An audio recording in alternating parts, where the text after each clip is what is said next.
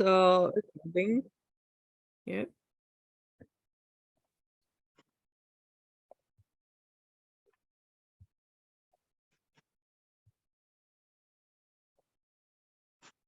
So I hope it's possible to see my screen or my presentation. Very short introduction and very short some rules. My name is Martina. I'm from Slovakia, as Miška, and I'm from the Slatinka Association. It's a local environmental organization here in Slovakia, in central Slovakia. And I try to make some introduction and very short information about today webinar. So it's very important to know that the webinar is recorded. So please, if somebody has a problem with this, please left from this webinar, but I think it's okay for everybody. Please mute your microphones, and you can also turn off your cameras during presentation because it's better for internet and so on. If you have some notes or comments or some questions, please make a note on paper or anywhere. And after presentation will be time for these notes or questions or something like this. Yeah. If you can send or write some questions to the chat, but if somebody make presentation, it's not possible to see during the presentation. So this webinar, after my very short introduction, will be a presentation from Giorgio about a project, and after will be basic or on main presentation by Santi from Costa Rican Urban Gardens Network. And after maybe, I don't know, maybe 45 minutes after, then will be question time, and we will see how many time we spent in this webinar. So now we have 18 participants. So we can start with first presentation about project. Giorgio, I will. Giorgio, you are here, I hope. Yes, here I am. Oh, sorry. I must. So first of all, hello to everybody. I see some familiar faces, let's say, and familiar names as well for those who have the video off. Yes, I'm in charge to present shortly the framework of this webinar. And give me just a second to do that, to share my screen. Voila. So I suppose you can see. Okay. Yeah, it's okay. Very well. So hello, my name is Giorgio Micoli. For those who doesn't know me, I am one of the responsible of the Italian association ARCI Chieti, with applicant and let's say organization who got this multi-year, multi-activity project called Protected Areas, a Playground for the Inclusion of Young People. We are within the framework of the Erasmus Plus program of the European Commission, and this project is a project that is organized in a time frame. Sorry, ecco. in a time frame of 3 years, because it's a project realized inside the accreditation for the Erasmus Plus Youth that ARCI Chieti got 2 years ago by the Italian National Agency of the Erasmus Plus program. This is one pillar of 3 that we are developing. This is the pillar protected areas, a playground for the inclusion of young people. We have other 2, one about social enterprise and natural capital, and the third one is more connected with the artistic expression as to include young people. Coming back to our main project here of today, the one of protected areas, we are speaking about, as I said, a 3 years project with a complex partnership coming from a different side of Europe. There are not only countries from European Union, but there are also countries from the Western Balkans, like Bosnia, Albania, and Serbia.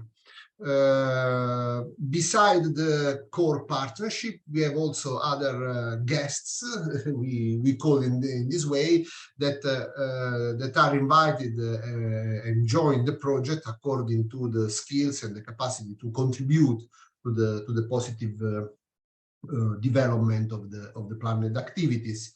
Here, for instance, today we have Santi, who is not at all from Europe, but from Central America, from Costa Rica, and for us it's a big pleasure, because it's a way also to go out from our regular garden, let's say.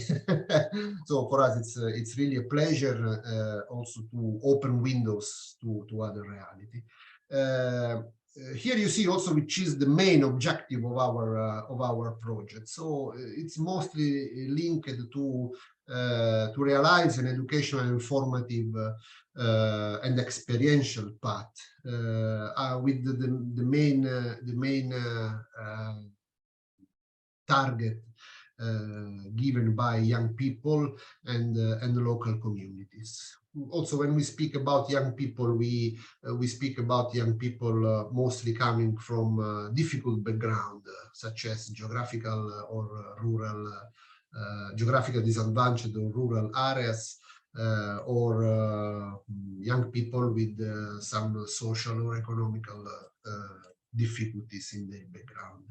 The main playgrounds of our projects, as the title already suggests, is the one of the protected areas. And when we mean protected areas, we mean, of course, national parks, but also small natural reserves, site of communitarian interest, but also sites and places that maybe don't have any official recognition as a protected area, but anyway as a natural value that can be interesting to explore and to valorize. In these 3 years, we planned several activities. As you can see, we are speaking about different physical activities, meaning that for sure we have international meetings in which the partners and the participants from the partners meet and work together during seminars, study visit, youth exchange, and so on. We already did a seminar in October 2022 in Borrello, in Italy. It was the beginning of this project in terms of physical meetings. We are going to have a second one that will be hosted by the Bulgarian organization Natural Explorer. It will be a study visit at the end of May, about which to the partners we will send very soon some more information. Beside this, we have also virtual activities like this one, webinars, in order to use some moments to to deepen some thematics, some arguments, some topics that during our international meetings are considered like interesting to work on. Also for these virtual activities, and today also we have these practical examples, we can involve also organization person, resource person who are outside our core network. Other important activities is the one concerning the dissemination and the exploitation of results. So we will for sure realize dossier publication. We will use the social media to inform the other people that our project is going on and the outcomes of our projects. Also, this webinar can be an example of this, because we are recording it and it will be uploaded on YouTube in order to be available also for persons who are interested. This will be also, so from one side, an educational tool that we will use for the project, but also it will be a way to give visibility to the fact that we are realizing this project. The methodology that we are using in our activities is the one given by the non-formal education. It is a must inside the Erasmus Plus program, especially for what is concerning the youth branch. I'm not going inside the topic of the non-formal education, because it can take several days to speak and work on it. But here you have a short explanation in this slide. Within the non-formal education methodology, we also use the ORA methodology, the ORA approach that has been let's say created and developed by most of the partners of our projects. And the ORA is an acronym for Observe, Rethink, Act. And the approach is to let the people, and especially the young people, to observe their context, to rethink their own role as individuals, but also as a citizen, and in order to act as a responsible citizen within their community for the positive development of their community. And you can see also which are our motto that we use from time to time to better explain the concept of ORA. Of course, we are speaking about protected areas, we are speaking about sustainable approaches, and here you see the examples of how we try to be environmental friendly in the realization of our projects, trying to choose as much as possible green means of transportation during our international meetings.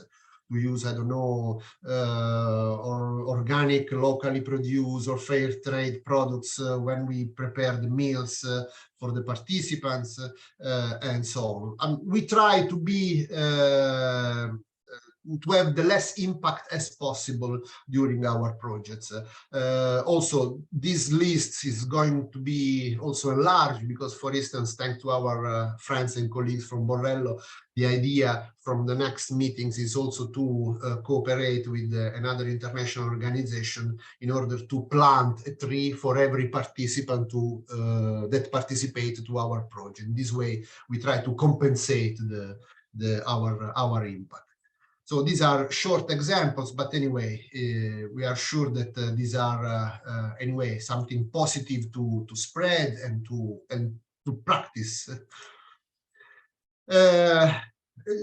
Of course, it's a project with an international partnership from different countries, but there are also some supporting organization.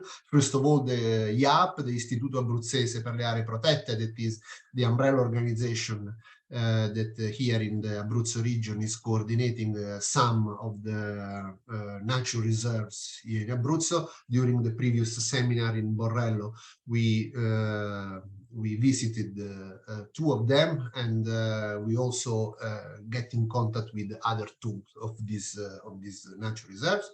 Of course, the Erasmus Plus program is the main donor.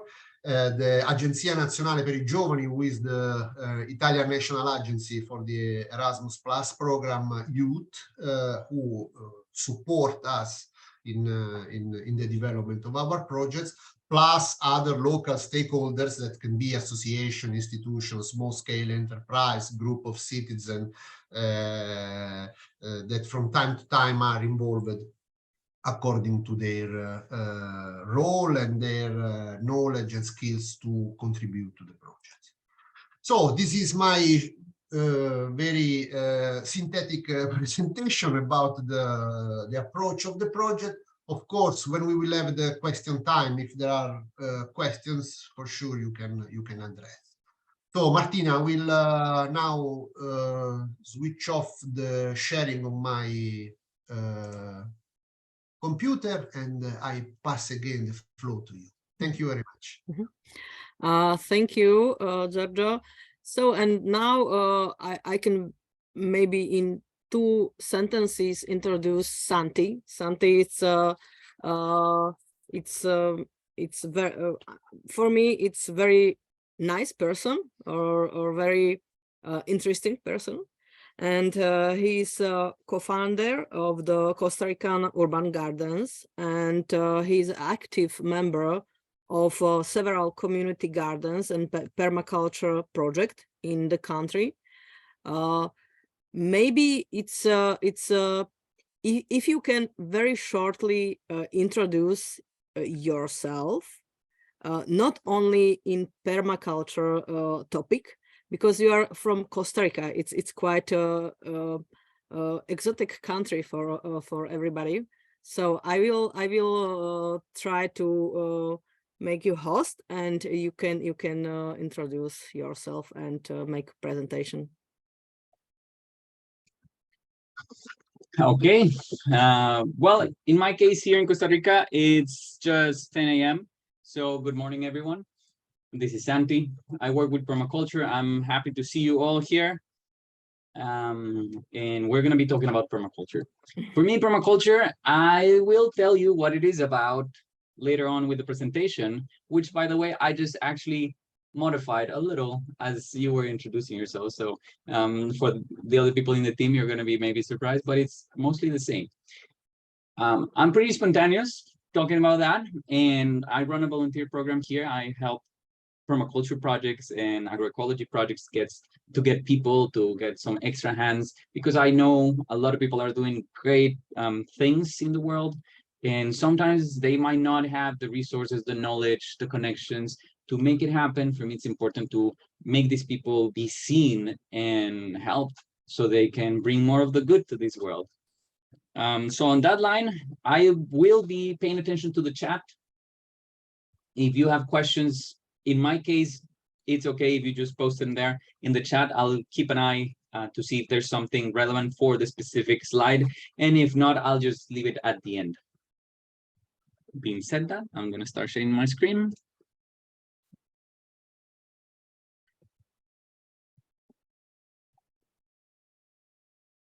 There you go. Yeah, is okay. Everyone sees it, right? Yeah. Perfect. So we're going to be talking today about permaculture. And permaculture can be applied to many things. We'll be talking especially today about how to use it a little in work and in the home. But I'll tell you some story about permaculture, as well as the ethics of permaculture that for me are the most important things. So permaculture, it's a term that arose around the 70s with Bill Mollison and David Holmgren. They're from Australia. And mostly Bill Mollison had been traveling around, and he saw some of the world's problems in terms of environment and people. And traveling around, he was studying the different ways of building, of planting, of growing trees, of raising animals.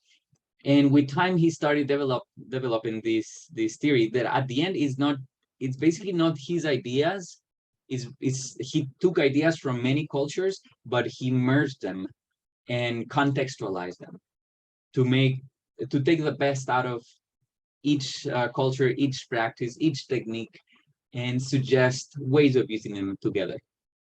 David Holgram was a good student of Bill Mollison, and he joined at some point.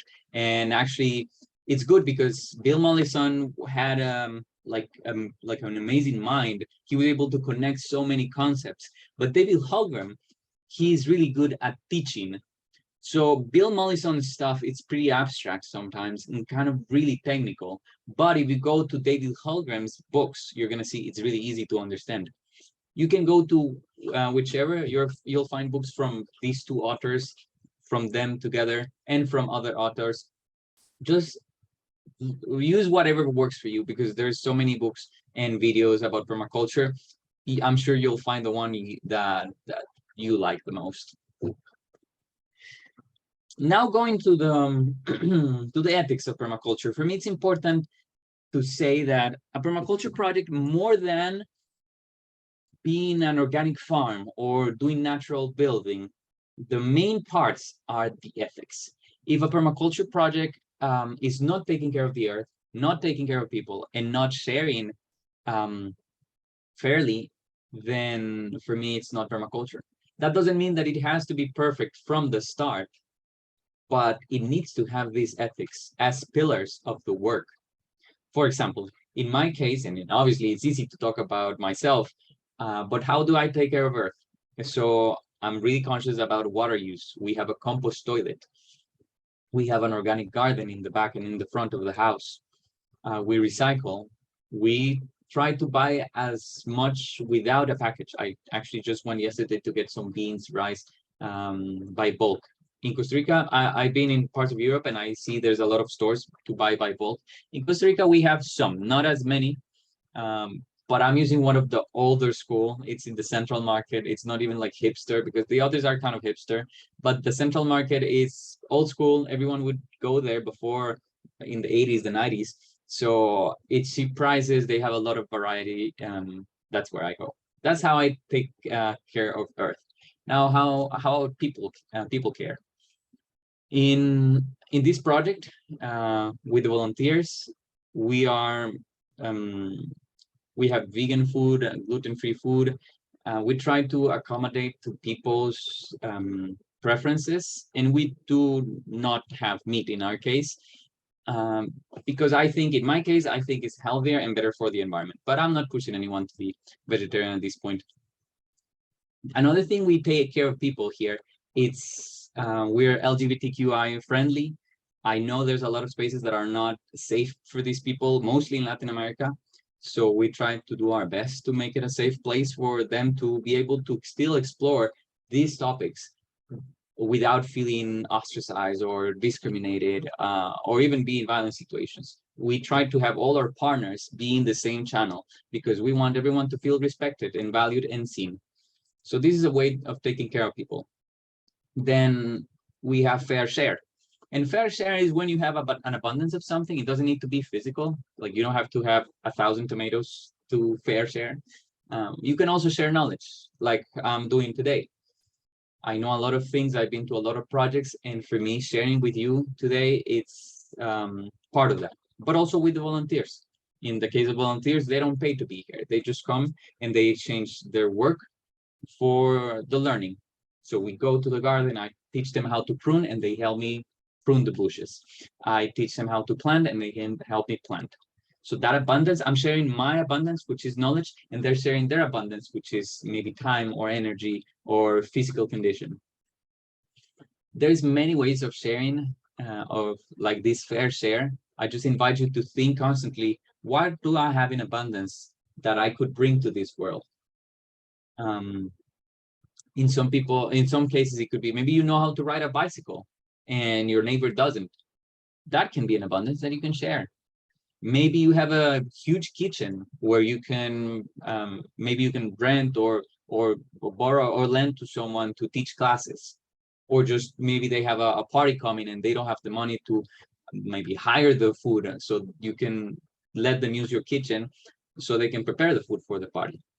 So there's many ways of applying these ethics. And for me, it's just important to think constantly, am I taking care of the earth? Am I taking care of people? And am I sharing my abundance? Now the design principles, and we'll go through some of them. Even though I do think I have all of them in the presentation, we'll not talk about all because then it would be like 2 hours long, just shallowly talking about them. But these are the permaculture principles that turn around the ethics.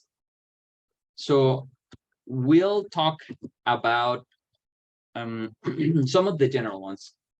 Observe and interact. So these principles that I'm going to talk about are things that also you keep in mind as you're designing systems. And permaculture is not just about farms. It could also be you have a taxi company, or you have a spaceship program, or you are a teacher in a school. These principles can be applied to any topic. So observe and interact, it's about how you see what's going on around you, and you think how to adapt to that. For example, I'm gonna talk about a specific example that just happened with the presentation, and also there's another principle that I'm gonna reference to this: observe and interact. So I came here, and I had done the presentation more on a vertical format, and at that time it looked nice, but then today I looked at it, I'm like, maybe it's not so good. And some of the hosts told me it wasn't so easy to read. So I observed that it wasn't looking so good as I thought before, and I interacted doing a reformatting of the presentation in like 2 minutes, making it horizontal. And hopefully now it can be read better. Then catch and store energy. Here in Costa Rica, during the rainy season, it rains a lot. I don't know if you've ever been to a tropical country, but here from around May to around November or October is like constant raining almost every day. Around 2 p.m. it's probably going to rain, and sometimes it's going to be a lot. How do you catch and store energy? During rainy season, you can have a water tank that catches that water. And so when the summer comes, the dry season comes, because in Costa Rica, we don't have 4 seasons. We just have rain season and dry season. When the dry season comes, then you have water that you caught during the rain season that you can use to water your plants. And if you're efficient at watering, you can use not a lot of, you don't need to catch a lot of water. You don't have to have big storage to use that water. But you can also use that water for toilets or for washing the car, or many things that don't need drinkable, potable water. Other ways of catching and storing energy is when you have solar panels that catch the energy of the sun, store it in batteries, and then you can use them during the night when there's no sun. Obtain a yield, it's one that at the beginning I didn't understand a lot, but now I think it's important. And obtaining a yield is that you engage in a project, and it's important to have something back, like something that is feeding you. In the case of agriculture, it could be plants, but it could also be if you start a new job that you're getting good feedback, because then you know, oh, I'm doing my job in a good way, like people appreciate what I'm doing. If you start like a company or a business, it could be having customers, having money coming back. When you start a project or when you start something and there's nothing coming back that feeds you, that keeps you alive, you can lose the energy or burn out.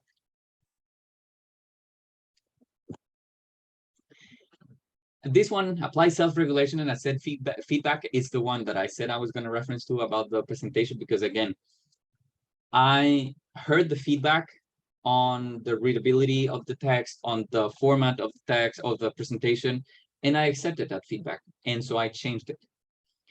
Many times we get feedback from people about many topics, and we just block it. Like we straight block it. I don't like that comment, so I'm just going to ignore it. And sometimes, or many times, it could actually help us grow and help us improve our systems, or at least adapt those systems to the people that are going to use them. So it's good to, every time you get feedback, and feedback can be explicit, like, hey, I don't like your haircut. That can be explicit feedback. But implicit feedback could be, for example, that you bought a new pillow and you are sleeping really bad since that new pillow. So the pillow is not telling you like, hey, I'm not going to let you sleep during the night. But you can take that feedback. You can say like, wait a second, since I bought the pillow, I've been sleeping pretty bad. So maybe I'm going to try to change. I'm going to accept that feedback from the pillow and from my head and my sleep that is not going well. And I'm going to apply self-regulation.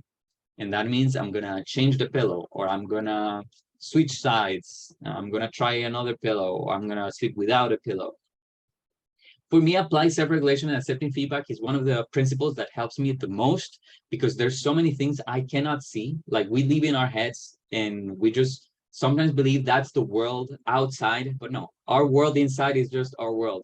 And hearing other people's worlds helps us work better together. I'm going to skip use and value natural resources. I think it's pretty straightforward, but I just want to go to some of the other ones. Produce no waste. This one is really important. And again, there's an obvious way of seeing it, like let's do compost with our food scraps.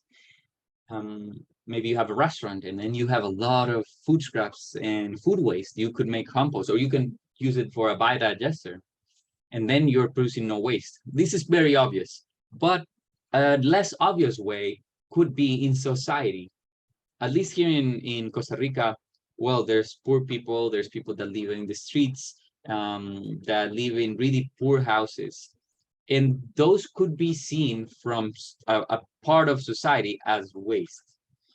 And I think that's a big problem for our interaction, because in one side, it creates problems like thieves and criminals and people killing each other. But in another way, it's a loss of potential, because the fact that people didn't have the opportunities that maybe you or I have had doesn't mean that they're not smart or they're not capable of things.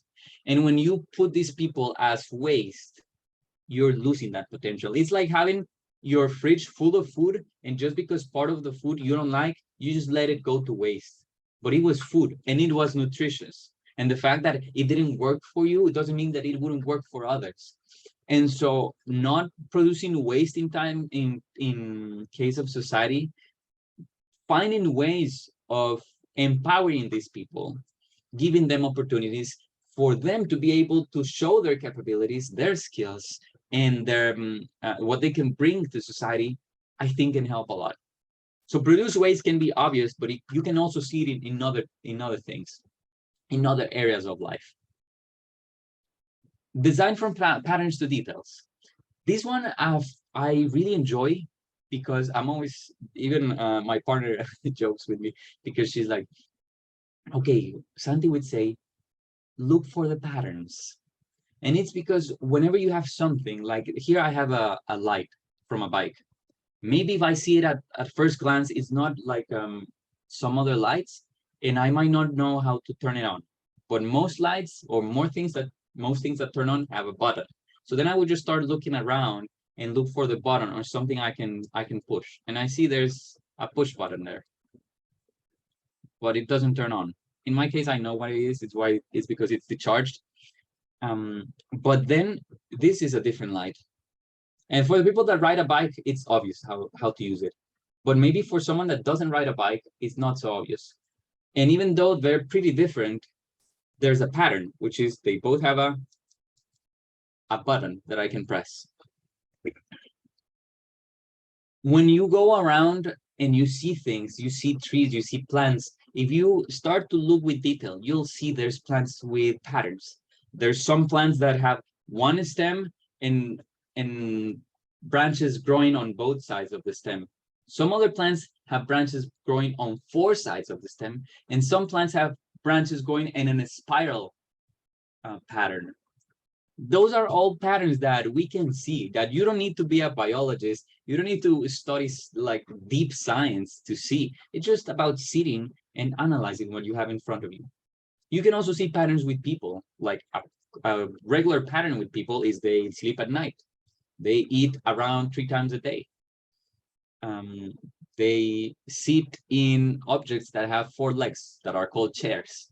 So those are patterns that we can all see. And when you start looking at these patterns consciously, you're able to design better for the people and for the interaction of those elements.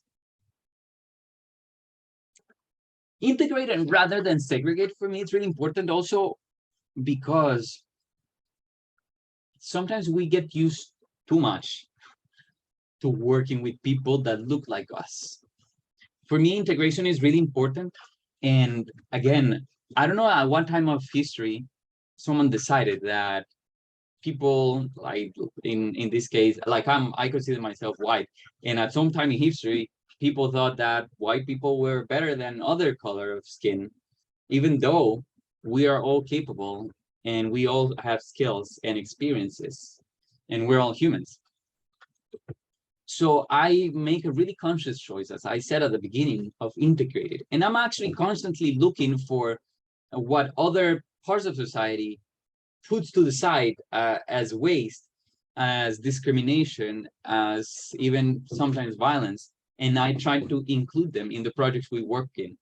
Because the people that have privilege, that were able to go study, that have always been received open doors everywhere, they already have those opportunities. But some people that haven't had these chances also deserve opportunities. And a lot of the projects I work with want to work with people, so I just connect them and I show them that they're valued, that their work is important. And if they were not seen elsewhere, I see them and I see their potential. This doesn't happen just with skin color, but also with disabilities. Some people in wheelchairs, I don't know if, well, in Europe, I think there's a better infrastructure, but here in Costa Rica, many places have awful sidewalks. They're full of stairs everywhere. The roads have like bumps and holes, and it's difficult to go with a wheelchair. So how can I make this work for everyone, not just people that can walk? If there's blind people, how can I make it work for blind people so it's easier for them also? I just participated in a festival as organizer, the biggest festival in Costa Rica, with around 12,000 people, Permaculture Festival. And it was the first year we had a disability program or accessibility program. And we brought interpreters that would do Costa Rican Sign Language and United States Sign Language, ASL. So then deaf people could also enjoy the festival, the music and the workshops. And this is integrate rather than segregate. How can you make your workplace, the places where you play, the places where you relax, how can you make these places integrate people to work together and to value each other and see each other? Well, actually, this is part of, these two are similar. The integrate rather than segregate, and use and value diversity, because working with deaf people here in Costa Rica, I've learned so many things on and how to feel my body. Because, for example, I learned that deaf people a lot of times listen to the music, they actually feel it in the chest. So now when I'm listening to music, I try to focus on my chest and think if I can feel it, if I follow the rhythm just by feeling in my chest, which I think is like a nice experience that I didn't think about before. And this is just a simple example of things that we can learn just by integrating. I actually am going to go back to this one, permaculture at work, use small and slow solutions. Sometimes we create a project and we make it huge. Imagine I buy a farm and I don't know if, well, I think you don't have good mangoes, but I just want to let you know, if you've never eaten a good mango, it's just because you're in Europe. In Costa Rica, they're amazing. And when you come here or any tropical country, make sure to taste a mango that you can smell it and it smells like honey. Those are good mangoes. But imagine you would plant a whole, you come to Costa Rica, you taste the mango, you like it a lot, and then you want to plant a whole farm with mangoes. So it's going to be hectares and hectares of mangoes. But what happens if then maybe an animal comes or a bug comes and starts attacking all the mangoes because they were all the same? Then you would be frustrated. You wouldn't have a yield and it would be too late to accept feedback because they're mostly dead or almost dying. So when you use small, slow solutions, maybe you're like, wow, this time I went to Costa Rica, I really like mango. I'm going to plant one tree in my backyard and see how it goes. And with that tree, you can learn a lot. And that's going to let you know if you actually want to plant a farm of mangoes or if you're okay with just one tree. In my case, I had one mango tree in my garden and it was more than enough. It would produce so many mangoes. I don't need a farm. I wouldn't be able to eat so much mango, even if I love it.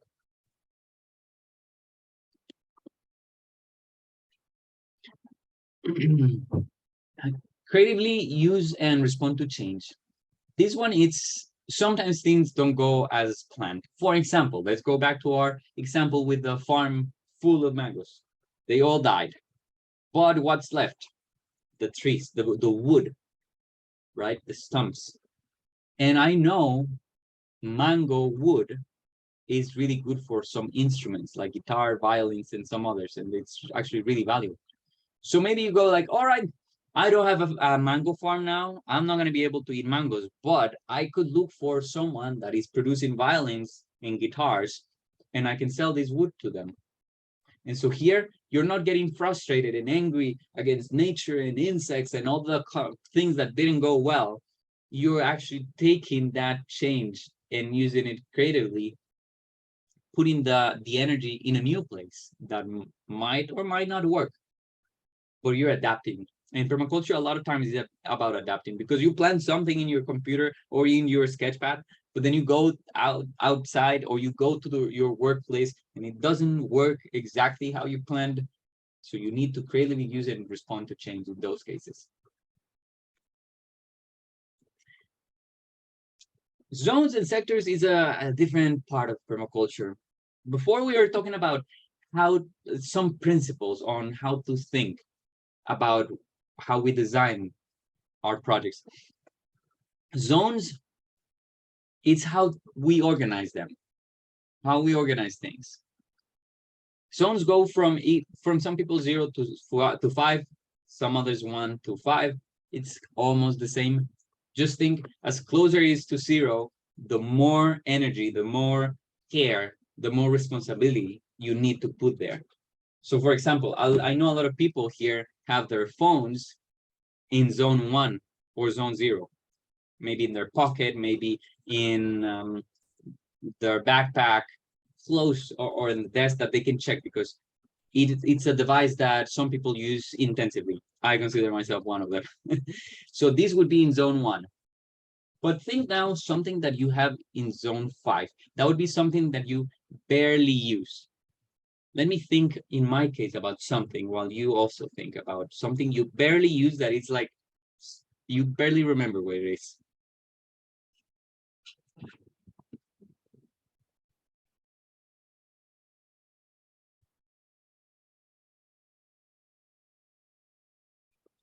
So I just found this.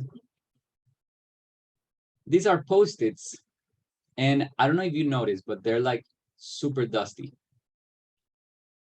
They were like put behind in a shelf here that I have on my left side. Actually, the shelf is pretty close to me. This should be somewhere else because I barely use Post-its. I know some people are going like, oh, Post-its are so useful. Yes, the problem is I'm digital. Like, I've been working in computers since I was in school. I barely use pens, pencils, paper. I just use them when I invite volunteers, and I'm like, well, if you want paper, I do have recycled paper. But this one would be like zone 5 for me. It seems to be some leftover Post-its that I totally forgot about. I never use. They were there, stored somewhere. So zone 1, zone 0, things you need a lot. Zone 5, things you barely use. With this, you can organize, because then in my fridge, when I open my fridge, the things that are closer to my reach are the things that I use constantly. The fruits that I want to use as a snack, the lunch that I prepared the previous day. But I have other things that I barely use, like maybe some special oil or special ingredient. Those are at the end, on the back, lower shelf, because I know when I use them, they're there. But in my daily life, they're not like in the middle. When you organize things in this way, you can make your systems more efficient. You can have your friends closer. You can have your workplace closer because you put it in zone 1 or 2. You can have your friends, your best friends in zone 1 and 2. Maybe you go and do a co-living, and then you have everyone in zone 1. Or maybe you don't like having people around, so then you go and live in zone 5. You go to the mountains in the countryside. And this is good because it makes you be conscious of, what do I want to have close to me? What do I want far from me? Sector analysis. Sector analysis is similar to the zones, but in this case, it's not, you're not designing, it's mostly you're seeing what it's already there. And sectors can be, for example, sun. Maybe you live in an apartment when you get a lot of sun in the afternoon and it gets really hot during the summertime. So how can we design to have something that blocks that sun or that uses that sun in the summertime? Sector could also be wind. So maybe you have a window that it's open and there's a lot of wind coming through. So that's the wind sector. You might want to close it or use that wind in some way. Another one for people, again, living in cities could be the view sector. You don't see it. Oh, well, actually, you could see it. I have a window on that side. And right now it's closed because I don't want people to interrupt, like to come peek because there's a garden there. So volunteers are working and stuff. And in my case, I would get distracted. So I block the view sector with a curtain while I'm working. But the rest of the day, I could open it up so I get the sun sector. When you have a farm, the view sector can be the place where all your guests come and you want it to look nice. Maybe you have flowers, you have statues, you have signs with instructions. When you understand your sectors in your project, in your house, you can design them. For example, here we have actually a view sector. You can see just this part. Let me see. You can see around there. That's what you see from me. Right now, I could be wearing my pajamas and you don't know because it's not part of your view sector. So when you design, you can think about this. A lot of projects I've seen, the front of the project is amazing, but if you go to the back, they're full of like trash and bags and storage. And it's things that you can play with based on the needs of your project. But the important part is not so much what you put there, it's if you thought about it. Why do I have the water so close or so far? Why do I have so many complaints in my restaurant? How can I change it? What sector is being affected? Maybe I put too many tables around the bathroom area and then it smells. It's a smell sector. Again, you can apply these concepts to so many things in life. And in your case, working with environment, with people, going around, you're playing with sectors like the public transportation sector because you can use the buses. If you lived in a country where public transportation is not really timely, is not very organized, maybe it would be a bad sector. When you're working with people, again, think, how can you integrate? How can you go and get those people in society that maybe some other people are not valuing or are not seeing because they have a lot of potential, and a lot of those groups are eager to work, eager to contribute because they just have stored energy that they don't know where to use because the system and the infrastructure is not built for them. So let's build for them. Let's build infrastructure, processes, systems that cater to these people so they can also participate. And then we can learn and create better systems. I think I'm in around 10 minutes, but I'm open, flexible for some longer questions. These are some of my social media, website, etc. If you know Spanish, you can practice a lot of permaculture through my YouTube channel and also my Instagram, MVM Moringa. If you know, some of the videos I do caption in English.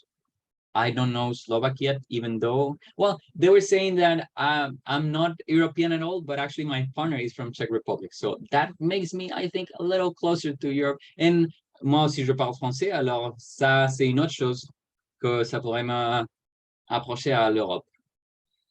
So that's my presentation for today. This is Santi. Let me just stop sharing here my screen.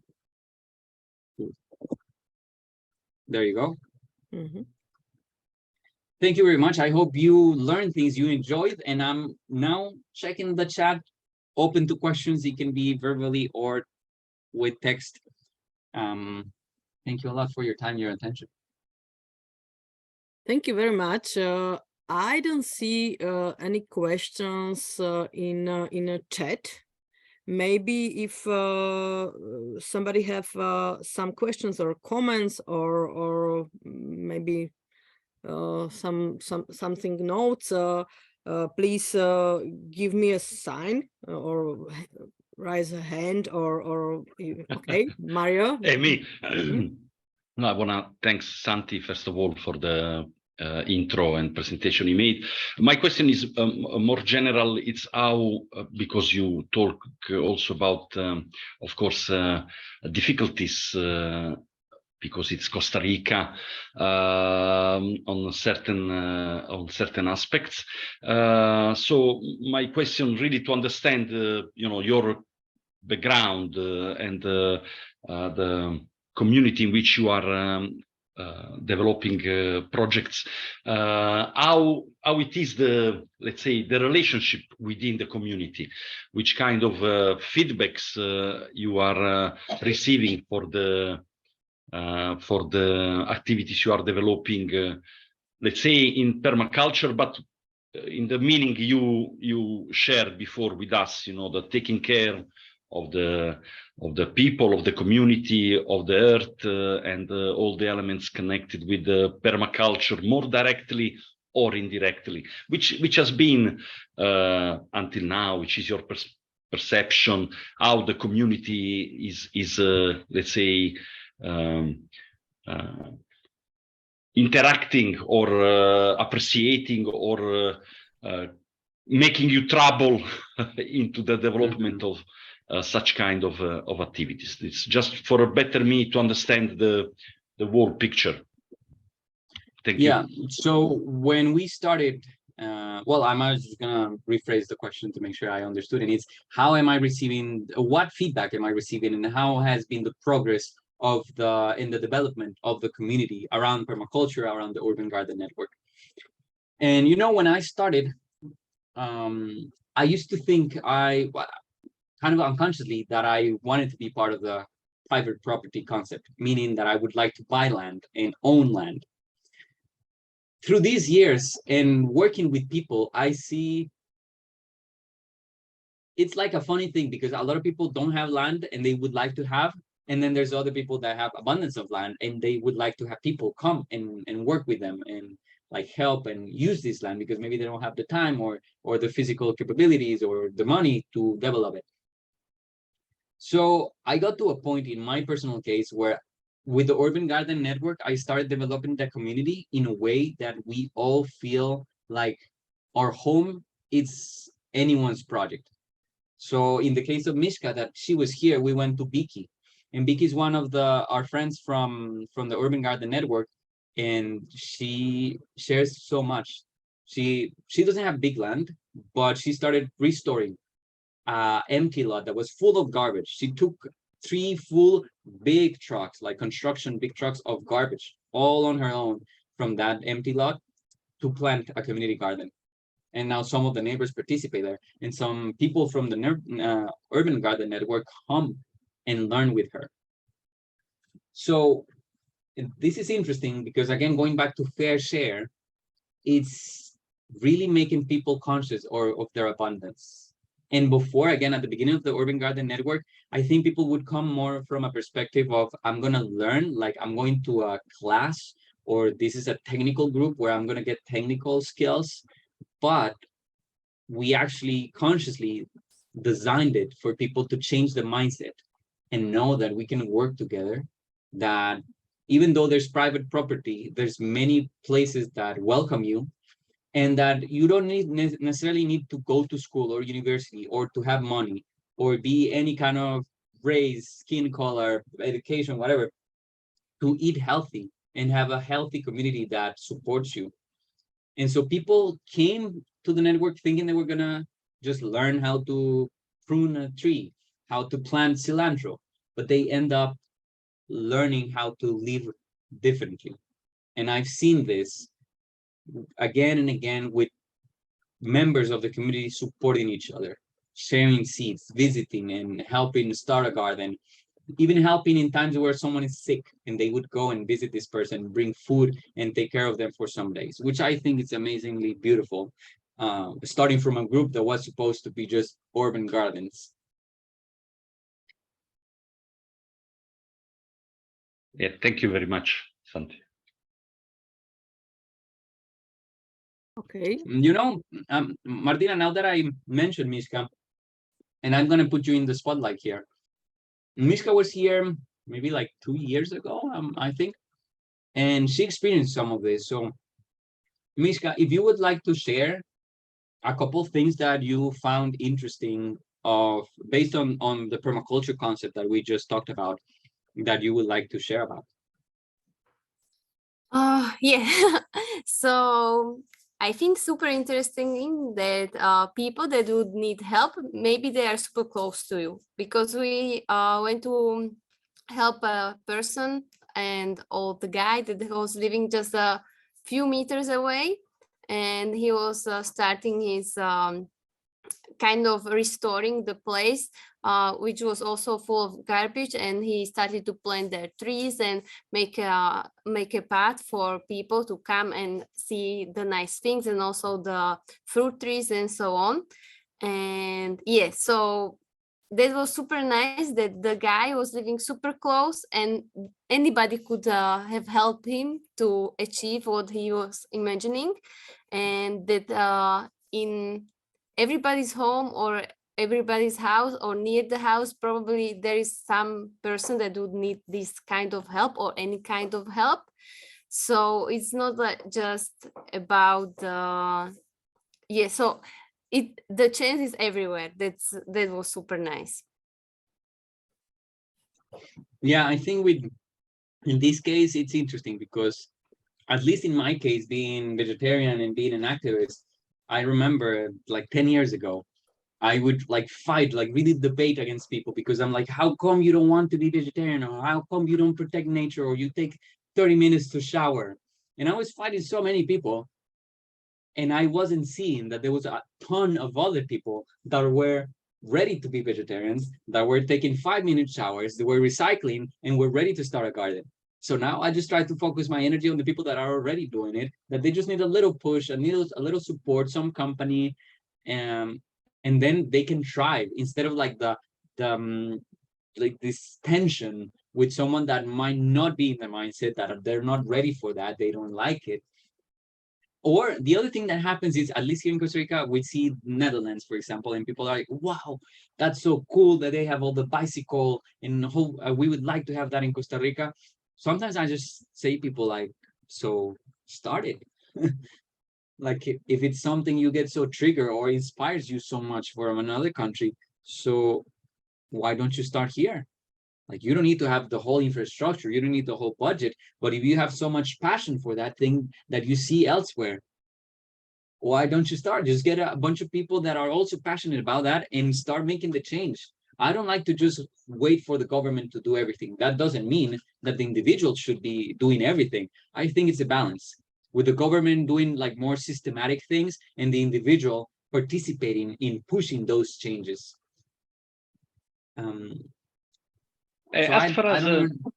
Sorry, Santi. As far as changes and pushing is concerned, do you have maybe any specific program or plan under an educational point of view regarding kids, or how to transfer these elements that we all agreed, I guess, because if we are here concerning sustainable development and concerning proper use of the resources and so on and so on, usually one of the key elements we try to use is all the time to prepare some school program, some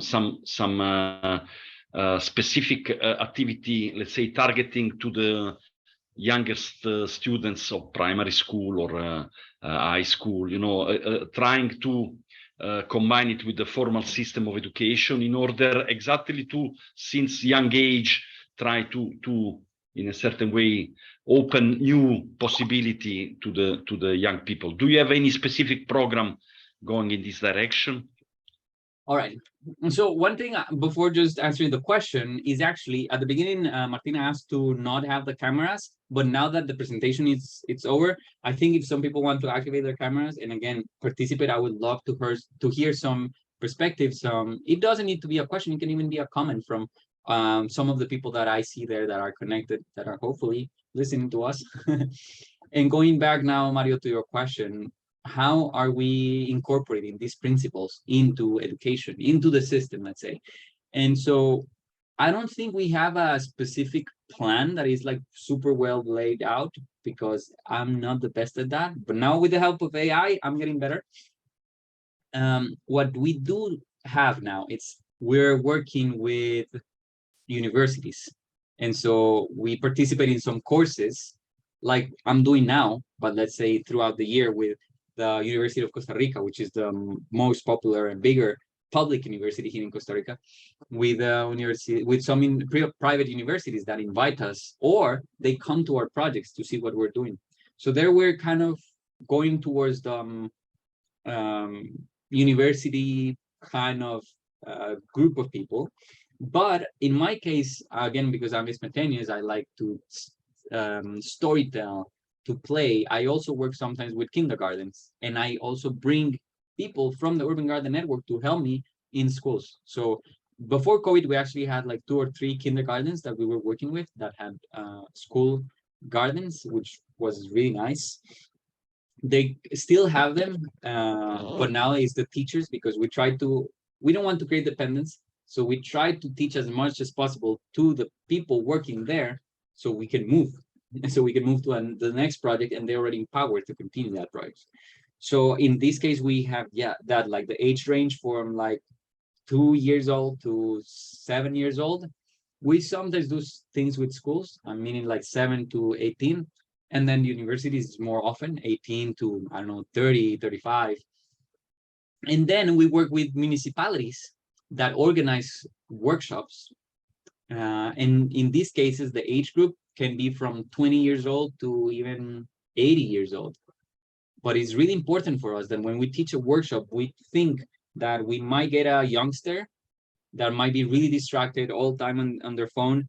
And at the same time, we might get someone that is in an older age and might have mobility problems. So how can I design a workshop that it's gonna cater to the distracted youngster and to the person that might need like crutches, or that needs to stay seated all the time?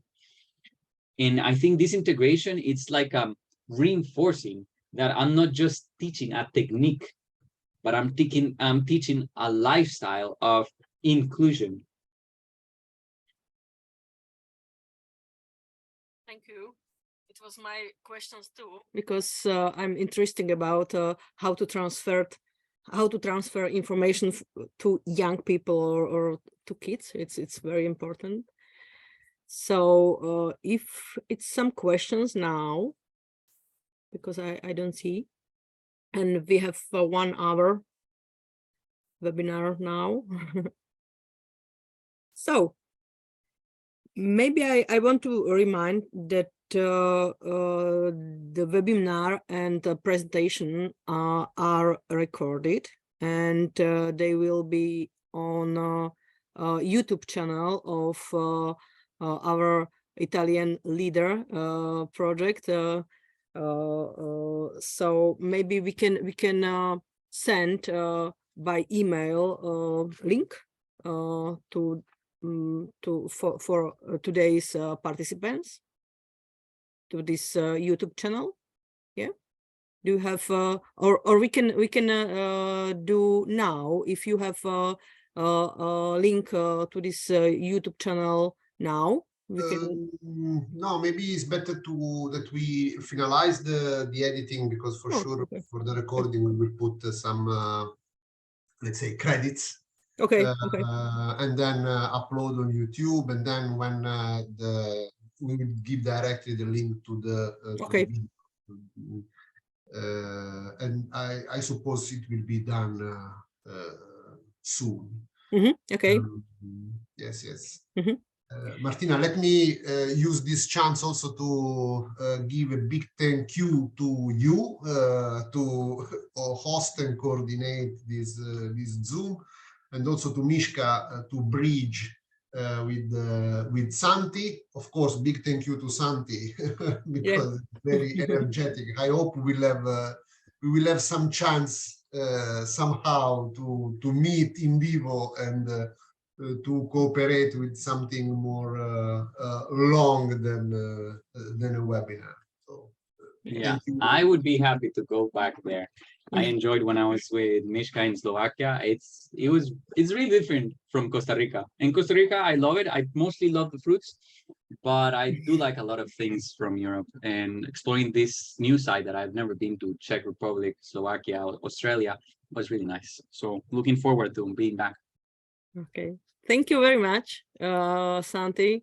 Thank you very much for participation, for because it's not it's quite late now. I don't know how which time it's in Costa Rica now. It's night, or No, right now, no. Right now it's noon. It's lunchtime. okay. So Okay. well, around noon, 11 now. Okay. 6. Okay. So thank you very much. I hope we will see very soon, personally or online. And so thank you very much. Bye. Hey, thank you, All right, everybody. thank you, everyone. Bye. Bye bye.